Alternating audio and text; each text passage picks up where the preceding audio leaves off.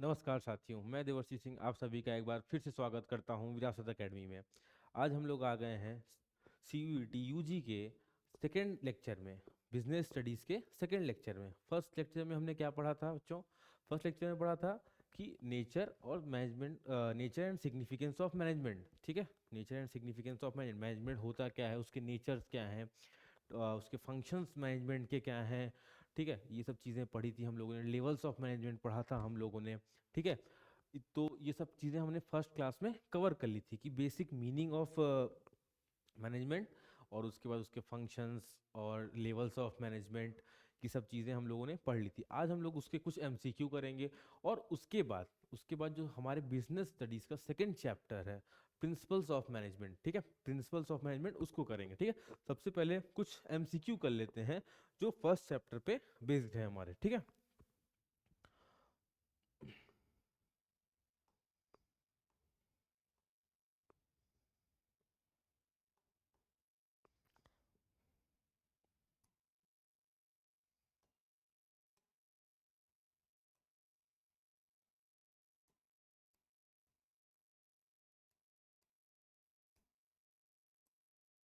देखिए सबसे पहला क्या क्वेश्चन लिखा है बच्चों?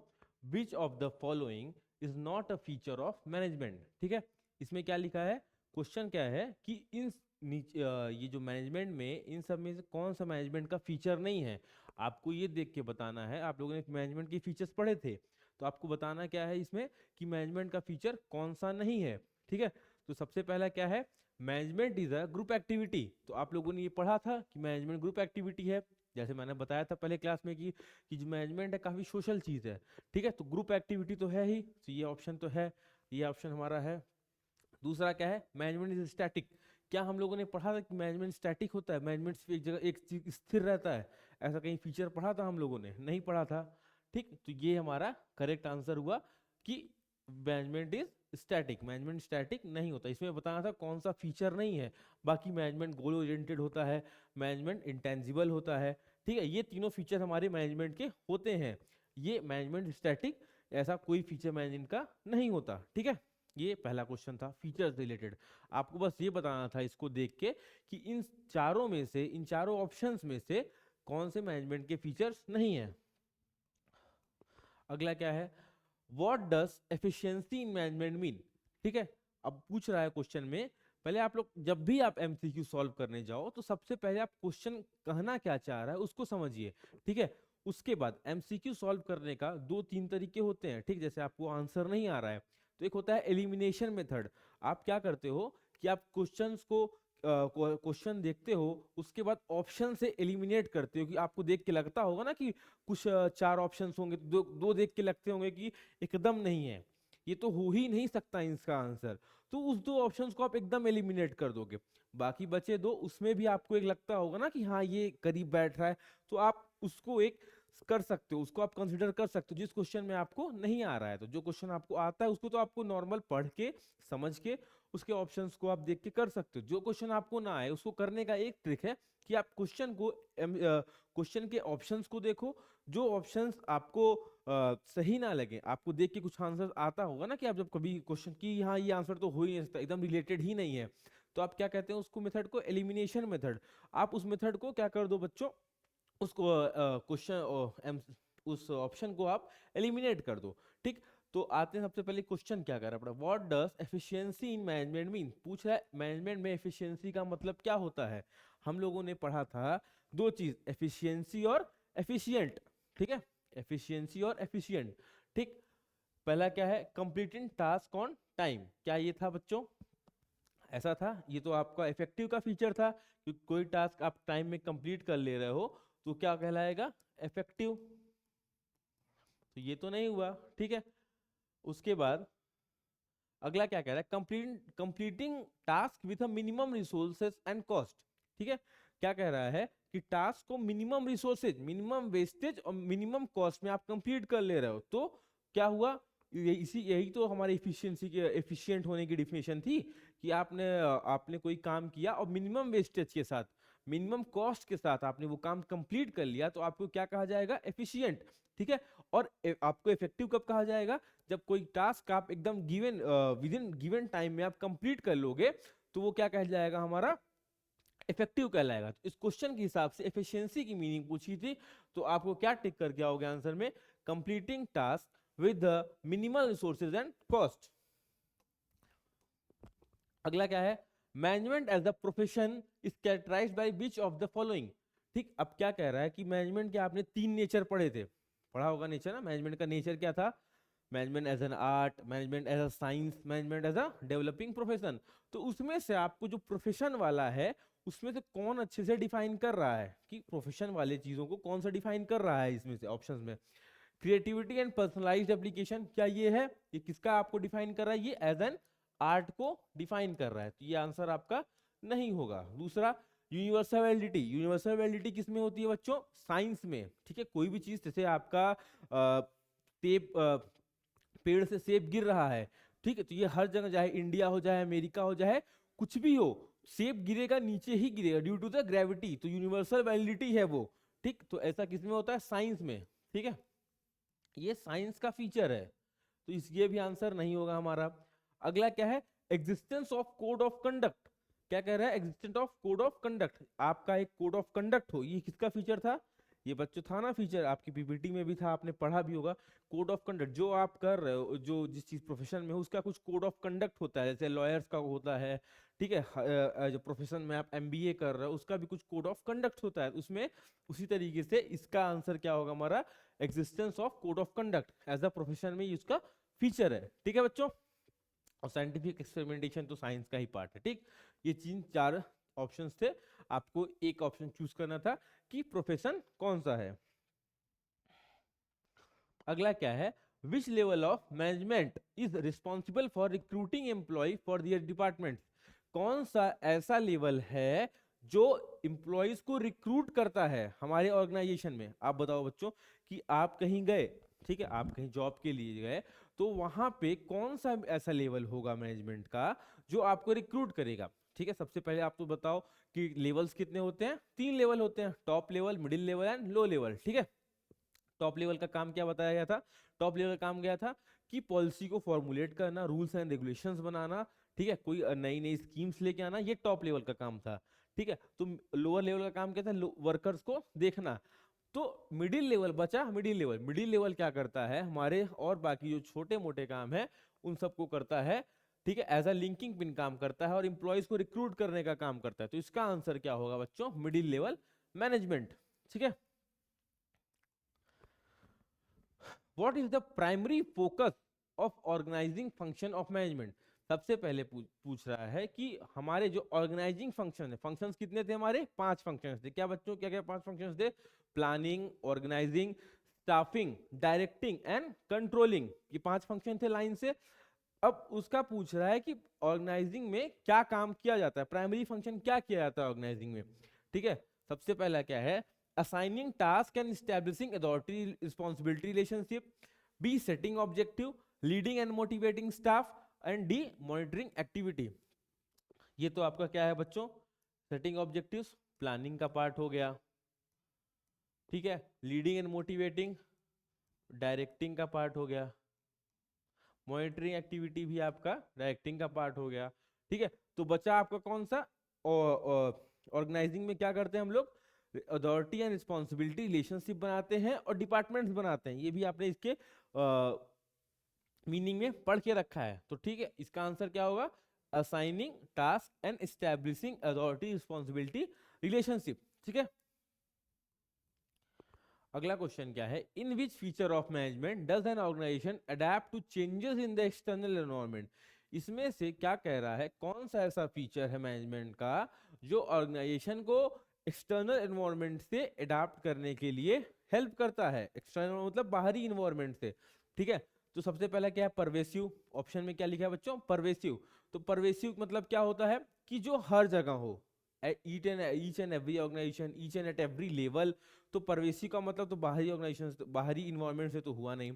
कॉन्टिन्यूअस प्रोसेस मतलब कि planning, organising, directing, planning, organising, staffing, directing, controlling, ये आपका लगातार चलता रहेगा, कोई कहीं रुकेगा नहीं। ठीक है, अगला क्या है, dynamic function option. Dynamic function मतलब मैंने बताया था कि कोई भी इन्वायरमेंट हो, कुछ भी हो, वो आपको वो हमेशा चेंजिंग इन्वायरमेंट में ढलने के लिए हेल्प करता है। तो ये मैनेजमेंट का फंक्शन था, तो ये इसका आंसर क्या होगा हमारा बच्चों, डायनेमिक फंक्शन। अगला क्या है, विच of the following is an example of personal objective of the management. इसमें से कौन सा है, ऑब्जेक्टिव कितने टाइप्स के थे हमारे, जो हमारे ऑब्जेक्टिव्स थे वो 3 टाइप्स के थे, पर्सनल, सोशल, ऑर्गेनाइजेशनल। इसमें से आपको बताना है कि पर्सनल कौन सा है। पर्सनल मैंने बताया था ना कि जो आपके आप एज अ जॉब करने जाओ एज किसी ऑर्गेनाइजेशन में, वहां आपकी पर्सनल क्या नीड्स होंगी, तो वो देख के आपको बताना है कि कौन सा इसमें है। अर्निंग एडुकेट प्रॉफिट, आपको कंपनी ज्यादा प्रॉफिट अर्न करे ना करे, आपको पर्सनली उतना सोचोगे नहीं सोचोगे। ठीक है, ये क्या हो जाएगा, इसका ऑर्गेनाइजेशन का ऑब्जेक्टिव हो जाएगा। Providing eco friendly products, eco friendly मतलब इन्वायरमेंट फ्रेंडली, किसका पार्ट हो जाएगा बच्चों, ये सोशल का पार्ट हो जाएगा। Ensuring competitive salaries for employ, ठीक है, ये किसका पार्ट हो जाएगा बच्चों, यही हमारा करेक्ट आंसर है कि एक एम्प्लॉय को क्या चाहिए, एज अ पर्सनल एम्प्लॉय को क्या चाहिए कि उसकी सैलरी जो हो कंपटीटिव हो। कंपटीटिव मतलब जैसे मैं एक कंपनी में काम कर रहा हूँ, मेरी सेम पोजीशन है, मैं एज अ सेल्स मैनेजर हूँ या प्रोडक्शन मैनेजर है, और दूसरी कंपनी सेम हमारी फील्ड की है, उसका सेल्स मैनेजर हो, उसको 50,000 अगर सैलरी मिल रही हो, तो मुझे भी सैलरी एज अ 50,000 मिले। ठीक है, ये है पर्सनल ऑब्जेक्टिव। ठीक, अगला क्वेश्चन क्या है बच्चों, which of the which function of management involves monitoring and ensuring that the activities are performed as per the plan। कौन सा ऐसा फंक्शन है जो देखता है कि मॉनिटरिंग और ensuring that the activities are performed as plans. कौन सा ऐसा है कि प्लान, सबसे पहले इसका आंसर क्या होगा, प्लानिंग। प्लानिंग में क्या करते हैं हम लोग, ऑब्जेक्टिव को सेट करते हैं। ऑर्गेनाइजिंग में अथॉरिटी एंड रिस्पॉन्सिबिलिटी रिलेशनशिप बनाते हैं। एंड कंट्रोलिंग में क्या करते हैं हम लोग, चीजों को सुपरवाइज करते हैं, देखते हैं कि जो हमने प्लान बनाया तो उस तरीके से हुआ कि नहीं। तो उसी तरीके से है कि एज पर द प्लान चीजें चल रही हैं कि नहीं, वो कहां देखते हैं हम लोग, कंट्रोलिंग में देखते हैं। ठीक है, अगला क्या है बच्चों, what is the significance of the coordination in management, कि कोऑर्डिनेशन मैनेजमेंट में सिग्निफिकेंस का क्या महत्व है, किस लिए इंपॉर्टेंट है कोऑर्डिनेशन। ठीक है, तो कोऑर्डिनेशन मतलब क्या था, coordination is the essence of management. ये मैनेजमेंट की जरूरत है। आप कोई भी चीज बहुत अच्छे से प्लान कर लो, कुछ भी कर लो, तो आप क्या करते हो कि कोई भी चीज बहुत अच्छे से प्लान कर लिया आपने, बट आपने आपस के तालमेल नहीं है, सामंजस्य नहीं है, आप लोग कोई चीज कोऑर्डिनेट नहीं कर रहे हो, तो सब चीजें खराब की खराब रह जाएंगी। तो इसमें पूछा गया है व्हाट इज द सिग्निफिकेंस, क्या सिग्निफिकेंस है हमारा। तो आंसर क्या है, it ensures unity of actions and harmonious implementation of plans, कि सारे जो प्लान है वो शांति से हार्मोनियस तरीके से अच्छे से कंसिडर हो जाएं, प्लान इंप्लीमेंट हो जाएं। क्यों, देखिए कॉन्फ्लिक्ट्स ना हो, ये क्या क्या कर रहा है, प्रमोट्स कॉन्फ्लिक्ट, तो कॉन्फ्लिक्ट कोई कोऑर्डिनेशन बढ़ाएगा नहीं। Estimate the need for the planning, planning के लिए भी हेल्प नहीं करेगा। फोकस ऑन इंडिविजुअल गोल, सिर्फ इंडिविजुअल गोल पे फोकस करता है ऐसा कहीं नहीं है। ठीक है, कोऑर्डिनेशन मतलब कि जो भी चीजें हो शांतिपूर्वक अच्छे से लोगों में एक दूसरे से कोऑर्डिनेशन हो। इसका एग्जांपल मैंने बहुत अच्छे से समझाया था एज अ क्रिकेट टीम का एग्जांपल लेके, रोहित और विराट का। ठीक है बच्चों, अगला क्वेश्चन क्या है, विच of the following is an example of social objective of management. ठीक है, अभी तक हमने क्वेश्चन, लास्ट क्वेश्चन दो क्वेश्चन पहले क्या था कि पर्सनल ऑब्जेक्टिव क्या है, अब क्या पूछ रहा है, सोशल ऑब्जेक्टिव कौन सा है। ठीक है, सबसे पहला ही आपको ऑप्शन, जहां पे इन्वायरमेंट की बात हो जाए, जहां पे बच्चों इन्वायरमेंट की बात हो जाए, आप आंख बंद करके उसको सोशल ऑब्जेक्टिव पे टिक कर देना। इन्वायरमेंट पे, भलाई की, ये सब चीजों के बारे में बात हो जाए, तो बच्चों आप लोग आंख बंद करके उसको सोशल ऑब्जेक्टिव को टिक कर देना, पहला ही ऑप्शन देख के, और ऑप्शन पढ़ने की जरूरत ही नहीं। Using environmental friendly products in the method. ठीक है, ये आपके टॉप 10 क्वेश्चंस थे जो चैप्टर से, पूरे चैप्टर के एक एक छोटे एस्पेक्ट्स को कवर कर रहे थे। जैसे कि आपने मैनेजमेंट के फंक्शंस को पढ़ा, फंक्शन से 2 क्वेश्चन आपको मिल गए। ठीक है, मीनिंग उसको समझ में आ गई। और आपने ऑब्जेक्टिव्स ऑफ मैनेजमेंट पढ़ा था, उसके 1-2 क्वेश्चंस थे। मतलब ये पूरे जो 10 क्वेश्चन थे ना बच्चों, ये पूरे क्रक्स है चैप्टर के, समरी है एज अ चैप्टर की। ठीक है, आपको आगे जब पढ़ेंगे हम लोग, ऐसे हमारे सिलेबस कंप्लीट होंगे या बीच बीच में हम लोग क्या करेंगे कि प्रीवियस ईयर क्वेश्चन इस चैप्टर से रिलेटेड जो पीवाईक्यूज हैं हमारे, कितना इस चैप्टर से आया है, इस क्वेश्चन से, इस चैप्टर से कितना क्वेश्चंस आया, वो सब हम लोग साथ साथ में सॉल्व करते रहेंगे। ठीक है, पहले कुछ चैप्टर्स पढ़ लें, फिर हम लोग पीवाईक्यू भी करेंगे साथ में। ठीक है, ऐसे हर चैप्टर खत्म होगा उसके 10-20 क्वेश्चंस करेंगे उसके बाद, ताकि वो चैप्टर समरी वे में रिवाइज भी हो जाए, रिवाइज हो जाए और रिवीजन भी उसका होता चले। ठीक है, अब अगला चैप्टर क्या था हमारा आज जिसकी शुरुआत करनी है हम लोग को, वो क्या है, principles of management.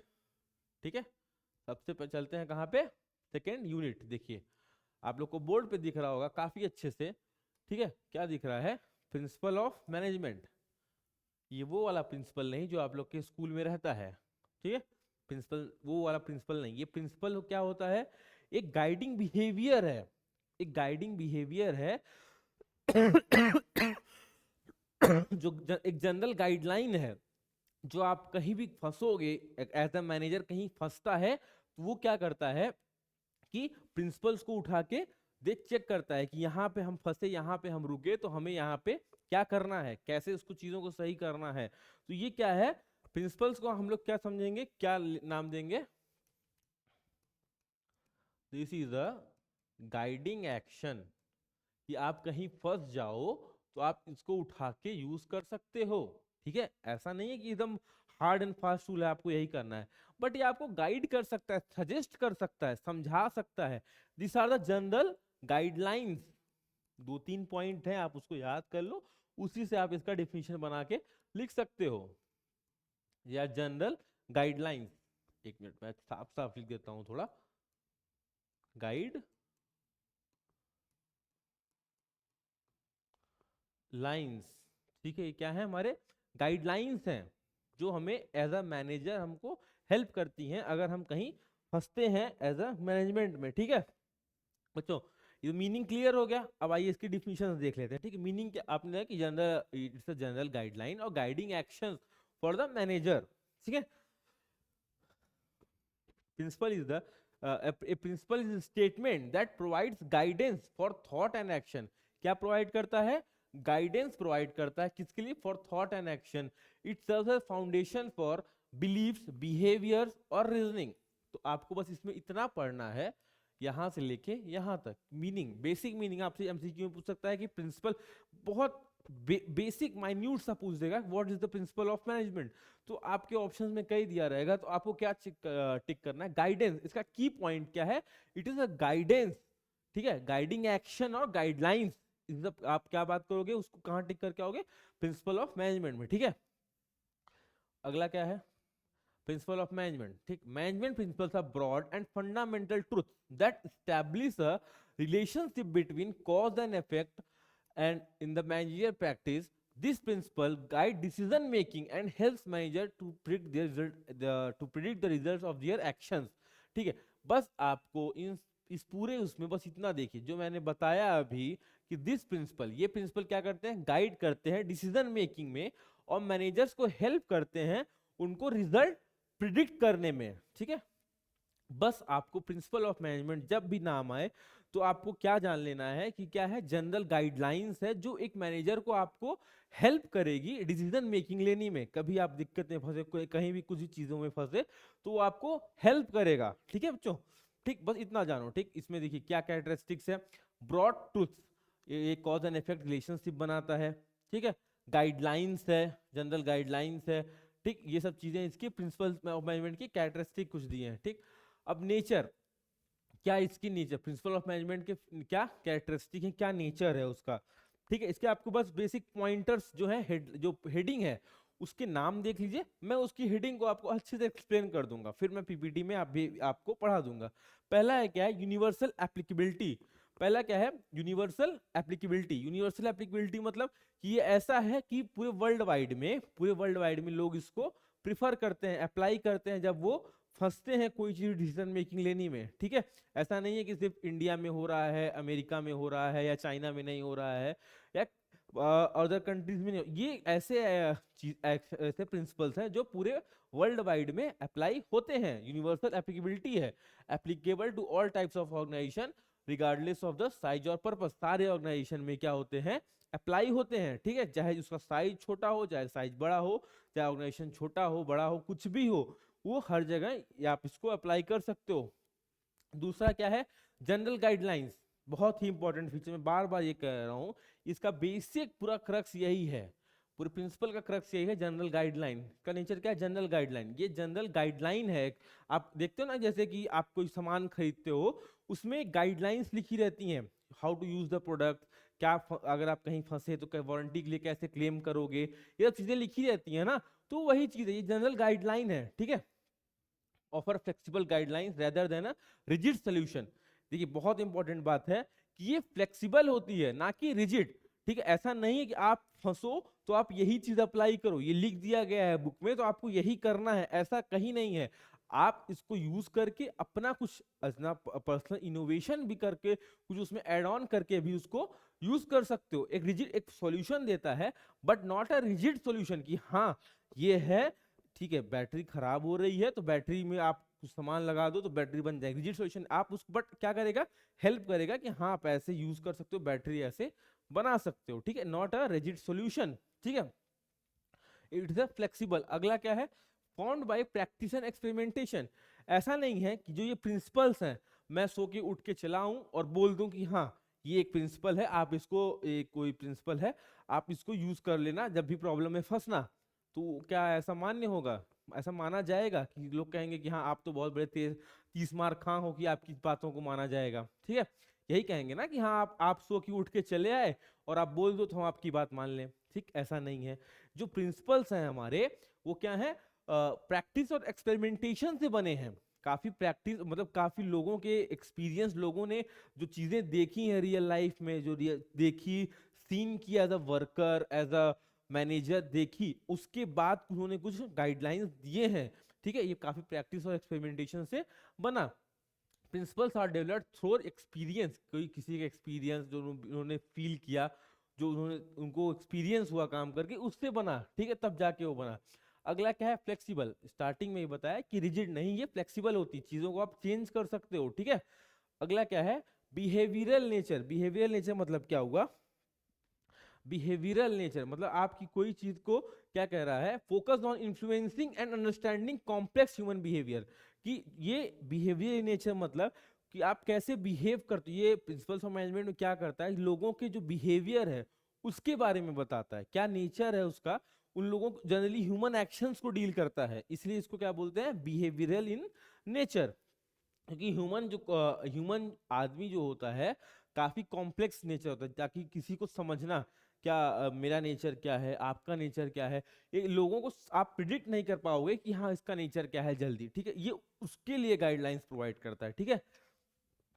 Cause and effect relationship, ये हमेशा कॉज एंड इफेक्ट, सिर्फ चीजों को किस लिए हुआ और कैसे हुआ, इस चीजों को उसका रिलेशनशिप बताता है, ठीक है, क्या उसका इफेक्ट पड़ेगा, कोई चीज कैसे हुई और क्या उसका इफेक्ट पड़ेगा, उसके रिलेशनशिप के बारे में कौन बताता है, हमारा principles of management. Establish a predicted outcome when applied to similar situation. अगला क्या है, कंटिंजेंट। कंटिंजेंट मतलब जो भी कोई कंडीशन है उसकी अप्लीकेबिलिटी कैसी है, कैसे प्रिवेलिंग कंडीशन में आप उसको अप्लाई करोगे, ये उसके बारे में बताता है, ठीक है। अगला क्या है, इटेरियस यूज, ठीक है, सब जरूरी नहीं है।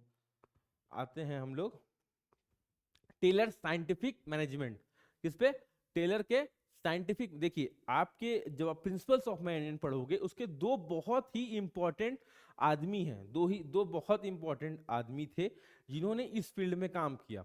आप क्लास 12 में पढ़ के चले आ रहे होगे फ्यूल साहब को, टेलर साहब, एफ डब्ल्यू टेलर, ठीक है, इनका नाम क्या था, F W Frederick Winslow Taylor, ठीक है, इनके बारे में पढ़ा। इन्होंने क्या क्या दिया, टेक्निक्स दिए, ठीक है, साइंटिफिक मैनेजमेंट के प्रिंसिपल्स दिए, टेक्निक्स दिए, इन्होंने दो चीजें दी, ठीक है। फ्यूल साहब ने 14 प्रिंसिपल्स दिए हमारे मैनेजमेंट के, उनको हमारे मैनेजमेंट का फादर बोला जाता है। क्या बोला जाता है बच्चों, मैनेजमेंट के फादर हैं वो हमारे, ठीक है। तो सबसे पहले दो नाम आपको, जब भी आप सेकेंड चैप्टर या प्रिंसिपल्स ऑफ मैनेजमेंट का नाम आएगा तो दो लोगों का नाम हमेशा रहेगा, कौन? क्योंकि ये इन्होंने ग्रेट चीजें दी हैं, F.W. टेलर और हेनरी फ्योल, और ये हमारे फादर ऑफ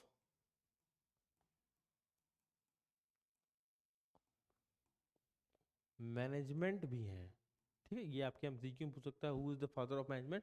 तो फादर ऑफ मैनेजमेंट हमारे कौन है? हेनरी फ्योल हैं। ठीक है, इन्होंने एक बहुत फेमस बुक लिखी है, जनरल मैनेजमेंट करके, ऐसे ही कुछ बुक का नाम है, बहुत ही फेमस बुक है। ठीक है, तो सबसे पहले हम लोग टेलर जी को नहीं, सबसे पहले हम लोग हेनरी फ्योल जी को पढ़ेंगे। ठीक है, जो 14 प्रिंसिपल दिए पहले उनको खत्म करेंगे, उसके बाद साइंटिफिक मैनेजमेंट पे आएंगे। ठीक है, चलो।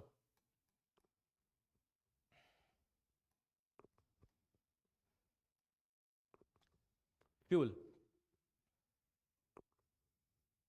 ठीक, हेनरी फ्योल। ठीक है, ये हैं हेनरी फ्योल के 14 प्रिंसिपल। ये कितने प्रिंसिपल हैं? 14। टोटल कितने? 14 प्रिंसिपल हैं। कौन दिया है? हेनरी फ्योल जी ने। ऐसा नहीं है कि आपको ये चीजें लाइन से याद करनी, जो 14 प्रिंसिपल लाइन से याद करना है, ऐसा कुछ नहीं है। क्वेश्चन आपको कैसे पूछेगा?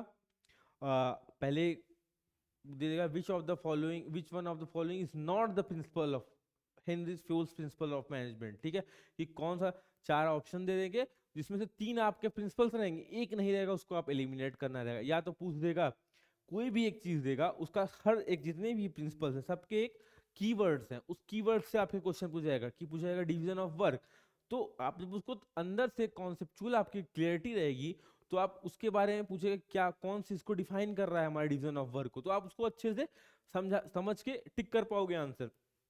जैसे कि डिवीजन ऑफ वर्क है, इसका कीवर्ड क्या है? स्पेशलाइजेशन। मैं भी आपको समझाऊंगा कैसे होगा स्पेशलाइजेशन, वो भी समझाऊंगा। तो ऐसे छोटे छोटे की पॉइंट्स आप अपने नोटबुक में लिखते रहो और साथ साथ में चीजें समझते रहो, फटाफट चलेंगे। ठीक है, या क्योंकि ये चीजें आपने क्लास 12 में पढ़ के आए हो।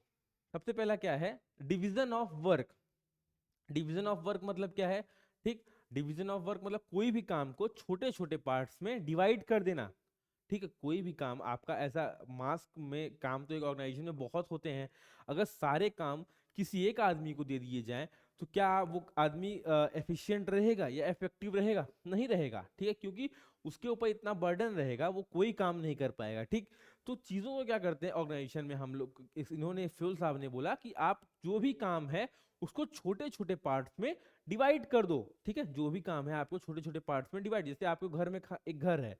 ठीक है, इसका एक बेस्ट एग्जांपल है कि एक घर है, उसमें क्या है कि सबके काम कुछ ना कुछ डिसाइड होते हैं। जैसे आपके घर में मम्मी का काम जैसे क्या होता है बेसिकली, कि खाना बना रही है मम्मी। ठीक है, और क्या है कि आपका काम क्या है, आपको बोल दिया गया है कि घर पे गेस्ट आए तो उनको चाय पानी देना, चाय बना के देना।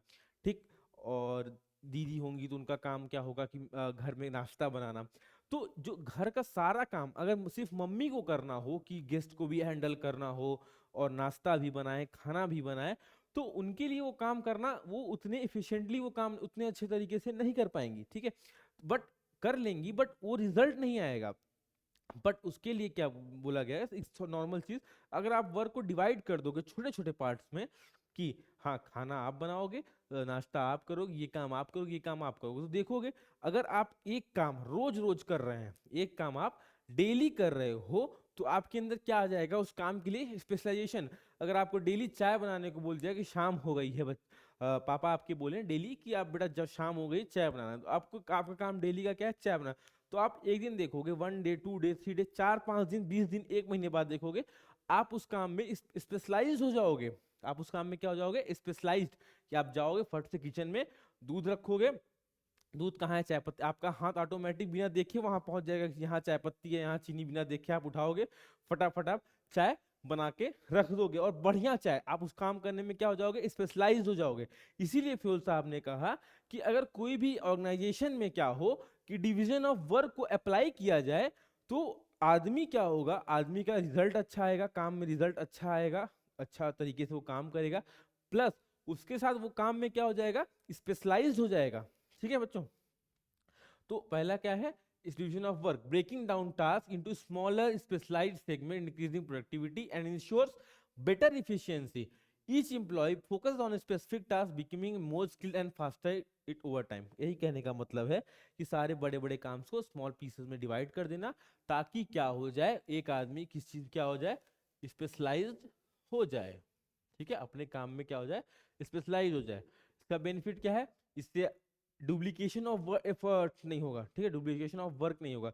वैसे काम पता है कि हाँ हमको चाय बनाना है तो चाय हम ही को बनाना है, मम्मी दोबारा नहीं बनाना, क्योंकि काम सबको क्या है, डिवाइडेड है। ठीक है, इनहेंस एक्सपर्टाइज एंड एफिशिएंसी, इससे आपके काम करने में क्या जाएगी, एक्सपर्टाइज आ जाएगी, और इससे आपकी ओवरऑल प्रोडक्टिविटी ऑर्गेनाइजेशन में बढ़ेगी। ठीक है, अगला क्या है, अथॉरिटी, अथॉरिटी एंड रिस्पॉन्सिबिलिटी।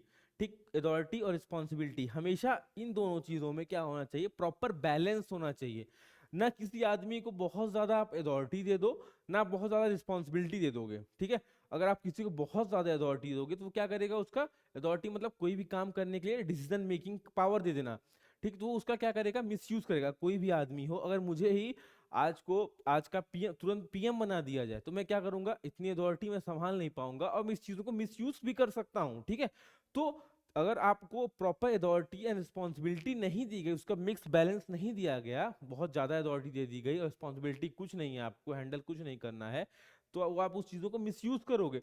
तो हमेशा इसमें क्या होगा, देखोगे इसके बारे में, ए इज इक्वल टू आर, मतलब जितनी अथॉरिटी हो उतनी आपकी रिस्पॉन्सिबिलिटी हो, एक प्रॉपर बैलेंस होना चाहिए इस चीज में। ठीक है, authority refers to the power, authority क्या है, power to give orders and make decisions, while responsibility is the obligation to complete assign task. Authority क्या होती है कि आपको ऑर्डर देने की एक ताकत दी जाती है कि हाँ आप किसी को ऑर्डर दे सकते हो, काम करने के लिए बोल सकते हो, बट रिस्पॉन्सिबिलिटी क्या होती है कि आप उस काम को करने के लिए ऑब्लाइज हो, आपको वो काम करना ही करना होगा।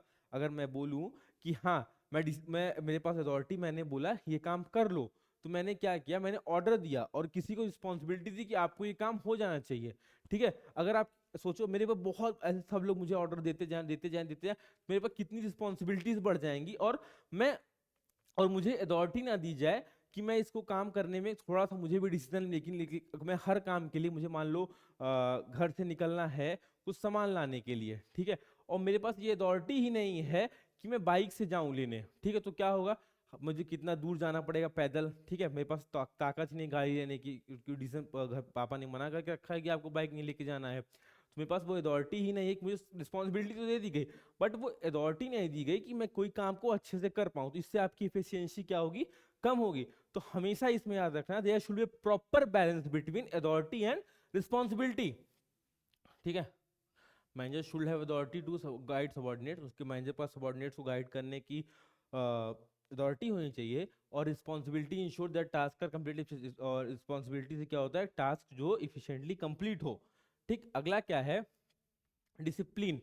डिसिप्लिन क्या होता है, कोई कहीं भी आप काम कर रहे हो, किसी भी ऑर्गेनाइजेशन में आप काम कर रहे हो, तो वहाँ कुछ रूल्स एंड रेगुलेशंस होते हैं, उसको आपको फॉलो करना होता है। जैसे स्कूल में लिख गए तो वहाँ क्या लिखा है कि keep silent your phone while entering in the office, तो क्या है, वहाँ का रूल है, डिसिप्लिन है। नो स्मोकिंग एरिया, आप कहीं भी ऑफिस में काम कर रहे हो, वहाँ लिखा है नो स्मोकिंग एरिया, तो आप वहाँ आप सिगरेट नहीं पी सकते हो। ठीक है, तो वो चीजें क्या है, वहाँ की डिसिप्लिन है, रूल्स हैं। ठीक है, ये होता है हमारा discipline. Discipline involves adherence of organisational rules, policy and respect for the authority. It foster harmony and smooth functioning, इससे ऑर्गेनाइजेशन में हार्मनी और स्मूथ फंक्शनिंग होती है। अगला क्या है, इसका इंपॉर्टेंस भी दिया है, establish a respectful work culture, minimise conflicts and disruption, unity of. ठीक है, अगला क्या है, यूनिटी ऑफ कमांड। ठीक है, दो चीजें हैं जिसमें आप हमेशा कंफ्यूज होते हो, यूनिटी ऑफ कमांड और यूनिटी ऑफ डायरेक्शन। ठीक है, एक minute,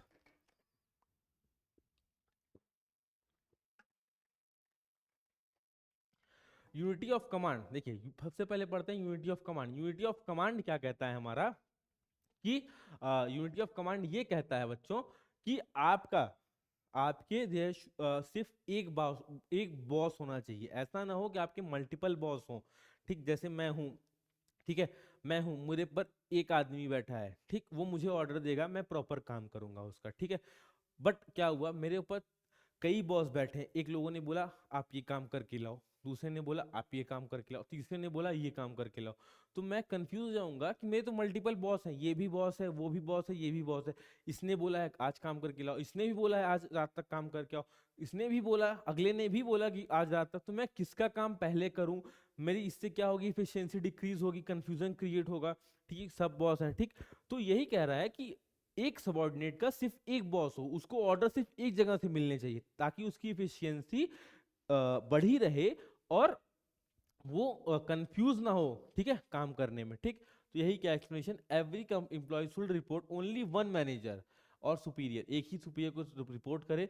this prevent confusion and ensure clear communication, और क्लियर कम्युनिकेशन होता है इससे, इससे कॉन्फ्लिक्ट नहीं होगा और आपकी अकाउंटेबिलिटी क्लियर रहेगी किसको आपको रिपोर्ट करना है।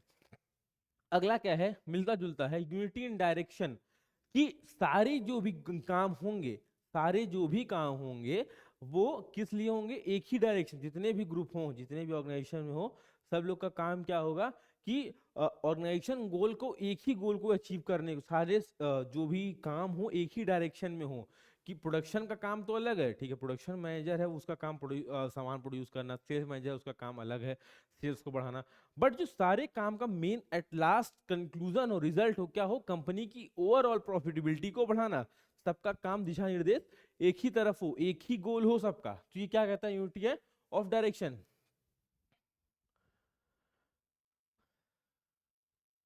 This ensured coordinated effort toward the achieving organisation goal. कोई ग्रुप सब सारे क्या कहते डिपार्टमेंट्स का काम एक तरफ ही होता रहे। अगला क्या है, subordination of individual interest to general interest. क्या कह रहा है, नाम से पता चल रहा है कि subordination of individual interest to general interest, ठीक। सबसे पहला इसका नाम से पता चल रहा है, जैसे कि एग्जांपल से समझाता हूँ। घर में है 5-6 लोग, मान लीजिए ज्वाइंट फैमिली में आप रह रहे हो, ठीक है, मैं तो हमेशा से ज्वाइंट फैमिली में ही रहा हूँ, ठीक है। तो आप ज्वाइंट फैमिली में रह रहे हो तो सबका होता है कि आज ये खाना है, वो खाना है, ऐसा खाना है, ठीक है। तो खाना बनना, रात को खाना बनने का टाइम आया, तो फिर क्या हुआ कि आपका मन है पनीर खाने का, और घर में 7-8 लोग रेडी हैं गोभी खाने के लिए या करेला खाने के लिए। तो उस टाइम पे क्या रखा जाएगा, इंटरेस्ट किसका इंटरेस्ट रखा जाएगा, पनीर का कि गोभी का, ठीक। तो रखा जाएगा गोभी का, क्यों, क्योंकि सबका जनरल इंटरेस्ट क्या है, गोभी, और इंडिविजुअल इंटरेस्ट क्या है, पनीर, ठीक। यही इस एग्जाम्पल को बहुत अच्छे से, ये इस प्रिंसिपल को समझा रहा है कि जहां भी इंडिविजुअल इंटरेस्ट को नीचे रखा जाएगा और जनरल इंटरेस्ट को, जो लोगों का इंटरेस्ट होगा, उसको बढ़ावा दिया जाएगा, ठीक है। The goals of the organisation must take precedence over personal interest, ठीक है। ऑर्गेनाइजेशन की गोल को पहले रखेंगे, पर्सनल इंटरेस्ट को बाद में रखेंगे, ठीक है। Employees should align their effort with the organisation objective, जो एम्प्लॉय का जो भी ऑब्जेक्टिव है वो ऑर्गेनाइजेशन के ऑब्जेक्टिव से अलाइन करते हुए चलेगा। ये नहीं कि सिर्फ उसको सैलरी चाहिए, अपनी मनमाना छुट्टी लिए जा रहा है, ठीक है। आपका पहले आप ऑर्गेनाइजेशन के इंटरेस्ट को पहले ऊपर रखोगे, ऐसा करो कि आपका इंटरेस्ट और ऑर्गेनाइजेशन का इंटरेस्ट अलाइन वे में चलता रहे। रेम्यूनरेशन, रेम्यूनरेशन मतलब क्या हुआ कि आप जहां काम कर रहे हो आपके एम्प्लॉयज को फेयर रेम्यूनरेशन मिले, ठीक है, फेयर रेम्यूनरेशन मिले, कोई भी डिस्क्रिमिनेशन ना हो आपसे, ठीक है, आपके रिगार्डिंग योर एज, कास्ट या कुछ भी, ठीक है, उसको फेयर एंड कम्पिटिटिव सैलरी मिले। Fair and equitable compensation is crucial to motivate employees and foster loyalty. This include monetary and non-monetary benefits. ताकि आप एम्प्लॉय आपके प्रति लॉयल रहे, आप इसमें मॉनेटरी और नॉन मॉनेटरी बेनिफिट्स भी देते हैं। अगला क्या है, सेंट्रलाइजेशन एंड डिसेंट्रलाइजेशन, ठीक है। सेंट्रलाइजेशन मतलब क्या होता है, कोई जगह सेंटर, मतलब आप लोग देखे होंगे कि सेंटर है, ठीक है, इस सेंटर सारी पावर सब लोग किसको रिपोर्ट करो, इस सेंटर को, ठीक है। तो इसी को कहते हैं, जब सारी पावर एक जगह कंसंट्रेटेड हो, सेंटर हो, तो उसको क्या कहेंगे, सेंट्रलाइजेशन। और जब पावर हो, ये पावर वाला आदमी सबको थोड़ी थोड़ी पावर डिस्ट्रीब्यूट कर दे कि हाँ आप भी आप पावर लो, आप भी पावर लो, आप भी पावर लो, तो क्या हो जाएगा, डिसेंट्रलाइजेशन, ठीक है। उसी को क्या बोल देंगे, डिसेंट्रलाइजेशन, ठीक है। देयर शुड बी, इसी की अथॉरिटी रिस्पॉन्सिबिलिटी की तरह इसका भी होगा, there should be proper balance between centralisation and decentralisation. जब सेंट्रलाइजेशन की जरूरत पड़े कि लगे कि एम्प्लॉयज बहुत मनमाने हो रहे हैं, तो सारी पावर आप कंसंट्रेट कर लो अपनी जगह, और या तो जब लगे कि हाँ काम बहुत बड़ा है, आपको काम डिसेंट्रलाइज करके ही निकालवा सकते हो, पावर सबको दे दो थोड़ी थोड़ी। ठीक है, ये आगे अच्छे से इसको पढ़ेंगे सेंट्रलाइजेशन एंड डिसेंट्रलाइजेशन। बस इतना जानिए, सेंट्रलाइजेशन का मीनिंग जान लीजिए, डिसेंट्रलाइजेशन का मीनिंग जान लीजिए, और फिर उसके बाद आप ये जानिए कि there should be a proper balance between centralisation and decentralisation. ठीक है,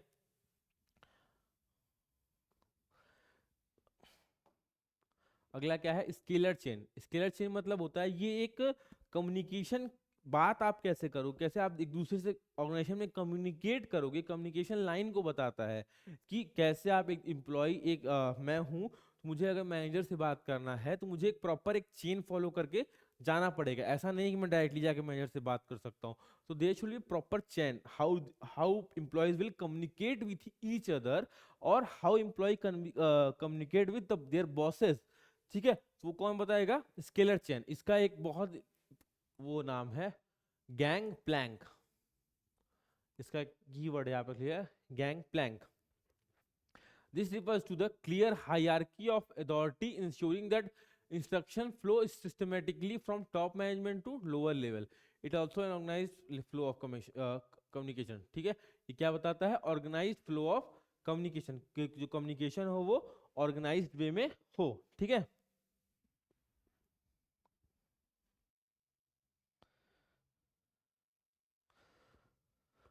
उसके बाद क्या है बच्चों, ऑर्डर। ऑर्डर में क्या हुआ कि एक्सप्लेन, आप ऑर्डर कोई भी चीज का क्या हो, एक प्रॉपर सीक्वेंस हो, प्रॉपर ऑर्डर हो, सामान का क्या हो, प्रॉपर ऑर्डर हो। ऐसा ना हो कि एक सामान कहीं और, प्रोडक्शन का सामान कहीं और रखा है, सेल्स का सामान कहीं और रखा है। हर चीज क्या हो, आपका ऑर्डर हो, कौन सी चीज कहाँ है, ताकि जब इससे क्या होगी कि कोई कैओस नहीं फैलेगा, कोई हड़बड़ी नहीं होगी, कोई चीजें इधर उधर नहीं होंगी। अगर हर चीज का एक प्रॉपर ऑर्डर है, एक सीक्वेंस है, कौन सा चीज कहाँ रखा जा रहा है, तो उसको, उससे क्या होगा, टाइम वेस्टेज नहीं होगा, टाइम वेस्ट नहीं होगा, एफर्ट का वेस्टेज नहीं होगा, सामान को बार बार लाना जाना पड़ेगा। ठीक है, तो ये वो वाला ऑर्डर नहीं है, आदेश देने वाला ऑर्डर नहीं है, ये ऑर्डर मतलब सीक्वेंस लाइन से वाला ऑर्डर है। ठीक है, प्रॉपर अरेंजमेंट ऑफ रिसोर्सेज, सारे रिसोर्सेज का proper arrangement, human and material, is essential to avoid chaos. Everything and everyone should be in the right place at the right time. ठीक है, equity. Equity मतलब क्या हुआ कि सबको, जो भी हमारे एम्प्लॉय ऑर्गेनाइजेशन में एम्प्लॉयज हैं, उनको एक बराबर ट्रीट करना। ठीक, उनको किसी भी बेसिस पे आप डिस्क्रिमिनेट नहीं कर सकते कि ये छोटा है, ये लंबा है, ये छोटा बोलो, आप ये बोलो ये मोटा है, ये पतला है, या काला है, या गोरा है, या लड़का है, या लड़की है। किसी भी चीज पे आप कोई भी डिस्क्रिमिनेशन नहीं करोगे, हर सबको आप क्या करोगे, बराबर ट्रीट करोगे, इक्विटी, इक्वल ट्रीट करोगे। ठीक है, fair treatment of employees without bias और discrimination creates a trustworthy and harmonious work environment. ठीक है, अगला क्या है, stability of personal. Stability of personal, personal मतलब ये पर्सनल नहीं, पर्सनल मतलब एम्प्लॉय, कि आप अगर किसी भी एम्प्लॉय को ये बोल दो कि हाँ आपकी जॉब क्या है, फिक्स है, आपकी जॉब फिक्स है, आपकी जॉब से आपको निकाल नहीं जाएगा, वो एम्प्लॉय क्या होगा, सेफ फील करेगा, और ज्यादा मोटिवेटेड फील करेगा, और अच्छे ढंग से आपके ऑर्गेनाइजेशन में वो हेल्प करेगा इन टू अचीव देयर ऑर्गेनाइजेशन गोल। तो स्टेबिलिटी ऑफ पर्सनल ये कह रहा है कि आप क्या करो अपने ऑर्गेनाइजेशन में, जो जॉब है, वो जो एम्प्लॉयज हैं उनको जॉब सिक्योरिटी दे दो, ताकि वो उनको दिक्कतें ना हो। हाई एम्प्लॉय टर्नओवर, एम्प्लॉय छोड़ के ना जाएं, ऑपरेशन एंड इंक्रीज कॉस्ट। ठीक है, एम्प्लॉय को आप उनकी बढ़िया स्टेबिलिटी दे दो कि हाँ आपकी जॉब सेफ्टी रहेगी, तो उससे वो ज़्यादा अच्छे मोटिवेटेड तरीके से काम करेंगे। ठीक है, अगला क्या है, इनिशिएटिव। इनिशिएटिव मतलब क्या हुआ कि आप क्या करो, जैसे होता है कि घर में क्या हो कि घर में कोई काम होने वाला हो, उसमें आपको क्या हो कि कोई भी चीज हो, उसमें पापा, डिसीजन तो पापा को ही लेना है, ठीक है, या मम्मी को लेना है, जो भी बड़ा हो घर का, दादा हो, दादाजी को लेना है। बट अगर आपसे आपके पिताजी आपसे कोई भी काम करने से पहले पूछे कि हाँ मैं ये काम करने जा रहा हूँ, और आप भी उसमें कुछ अपनी राय रखो, ठीक है, तो आपको अच्छा लगेगा कि हाँ पिताजी मेरे हमसे पूछे, मेरी भी ओपिनियन को रखा गया, मुझे भी इनिशिएटिव मिला। तो उसी तरीके से एक ऑर्गेनाइजेशन में भी है कि इम्प्लॉयज से भी आप उनकी बातों को रखो, पूछवाओ कि क्या, हाँ क्या मैं ये काम करने जा रहे हैं, क्या करना चाहिए, क्या व्यू है आपका, क्या आप सजेशन देते हो। ठीक है, वही employees should be encourage to propose and implement new ideas, नए आइडिया को लेके आए। उससे क्या होगा, क्रिएटिविटी इनोवेशन बढ़ेगा। ठीक है, अगला क्या है, स्पिरिट डिकॉप्स, लास्ट है। ठीक है, स्पिरिट डिकॉप्स इसका मतलब आप कीवर्ड है इसका या क्या है, याद कर लो, टीम वर्क, टीम एक्टिविटी, कुछ भी, मतलब कि एज अ क्रिकेट टीम याद रखो कि सब लोग मिलके, ऐसा नहीं है कि सिर्फ रोहित शर्मा अकेले जिता दे, या विराट कोहली अकेले जिता दे, या बुमराह अकेले जिता दे, ऐसा नहीं है। है क्या कि टीम एफर्ट, सारे 11 के 11 खिलाड़ी मिलके एफर्ट डालेंगे, तब जाके क्या होगा, कुछ अच्छा रिजल्ट निकल के आएगा। तो management should be a team effort, it should be a group activity. ठीक है, तो मैनेजमेंट क्या है हमारा, टीम एफर्ट है। This principle emphasise the team spirit and unity, a harmonious team on involvement leads to better collaboration and organisational success. ठीक है, ये आपको मैं इससे रिलेटेड क्वेश्चन बताता हूँ कि क्वेश्चन पूछा था कि विच गेम्स दिए थे, और पूछा कि इसमें कौन से गेम में स्पिरिट डिकॉप्स नहीं लगेगा। तो ऐसा था, ऑप्शन हॉकी था, क्रिकेट था, वॉलीबॉल था, चेस था। तो आप क्या करोगे, चेस, चेस में तो कोई टीम होती नहीं। ठीक है, आप तो पर्सनली खेलना है उसको। ठीक, तो इन तीनों, हॉकी में भी खिलाड़ी होते हैं, ठीक है, क्रिकेट में भी सारे खिलाड़ी होते हैं, 10 11 खिलाड़ी। ठीक, उसी तरीके से स्पिरिट डिकॉप्स को पढ़ लिए। आज हम लोगों ने हेनरी फ्योल के 14 प्रिंसिपल्स को पढ़ लिया। ठीक है, हम लोगों ने आज क्लास में क्या क्या पढ़ा, पहले तो हम लोगों ने एमसीक्यू किया। ठीक, उसके बाद क्या किया हम लोगों ने, प्रिंसिपल्स ऑफ मैनेजमेंट पढ़ा, प्रिंसिपल्स ऑफ मैनेजमेंट, प्रिंसिपल्स की मीनिंग पढ़ी, डिफिनीशन पढ़ा, उसके नेचर के बारे में पढ़ा, और 14 principles of management Henry Fayol के 14 प्रिंसिपल के बारे में पढ़ा। ठीक है, ये बहुत ही इंपॉर्टेंट है, आपको इसको सीक्वेंस वाइज नहीं, बस लाइन आप इसको एक एक नाम याद कर लो। ठीक है, नाम से आप उसका प्लस कीवर्ड्स याद करो। ठीक है, तो आप लोग अच्छे से पढ़िए। नेक्स्ट क्लास में हम लोग साइंटिफिक मैनेजमेंट के बारे में पढ़ेंगे। ठीक है, जो एब्रो टेलर साहब ने दिया है। और आशा करता हूँ कि आप लोग अपनी तैयारी सी यू ईटी यूजी की अच्छे से कर रहे होगे। ठीक है, कोई भी दिक्कत हो, आप विरासत एकेडमी की टीम से कभी भी एनी टाइम 24/7 कांटेक्ट कर सकते हो। ठीक है, नमस्कार साथियों।